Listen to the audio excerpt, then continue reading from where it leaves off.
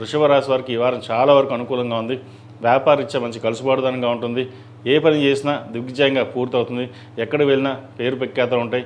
భాగస్వామ్య వ్యాపారాలు లాభసాటిగా ఉంటుంది. కొద్దిగా కష్టపడితే ఫలితం ఎక్కువగా ఉంటుంది. గడిచిన కొన్ని వారాల కంటే ఈ వారం వరకు చాలా అనుకూలంగా ఉంది.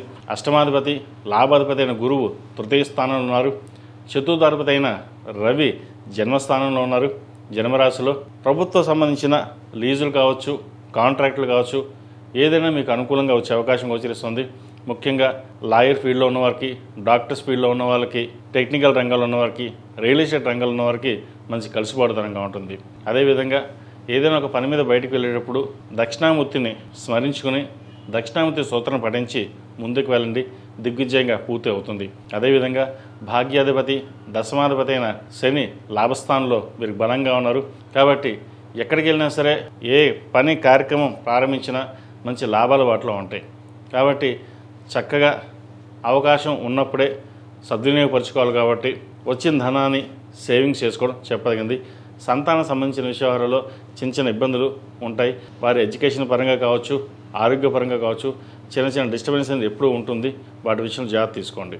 ఈ రాశిలో మించిన విద్యార్థులు కష్టాంతకి ప్రతిఫలం తక్కువగా ఉన్నప్పటికీ గురువు అనుగ్రహం వల్ల కొంతవరకు లాభసాటిగా ఉంటుంది. శని అనుకూలంగా ఉన్నారు. వీరికి ద్వితీయ పంచమాధిపతి అయిన బుధుడు ద్వితీయంలో ఉన్నారు. వాక్ చాతుర్యంతో ఎలాగైనా పైకి రావాలనే ఆలోచనతోటి ముందుకు వెళ్తారు. అదేవిధంగా ఏ పని చేసినా సరే నిదానంగా ఉంటుంది అనుకుంటారు. కానీ మీరు చేసే పనిలో మంచి ఫలితాలు సంప్రాప్తిస్తాయి.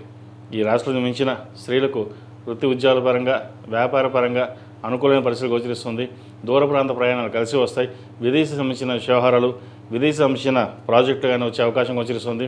గడిచిన కొన్ని వారాల నుండి కూడా సాఫ్ట్వేర్ రంగంలో వరకు కొంత అనుకూలమైన పరిస్థితి గోచరిస్తుంది.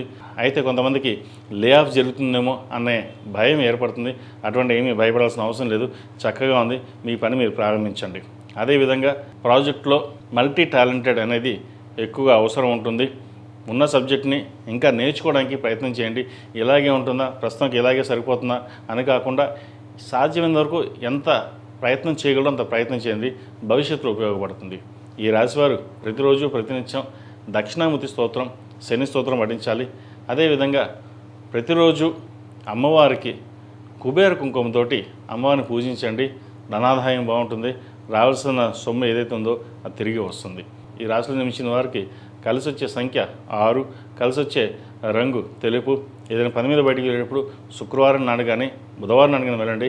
మంచి ఫలితాలు సంప్రాప్తిస్తాయి.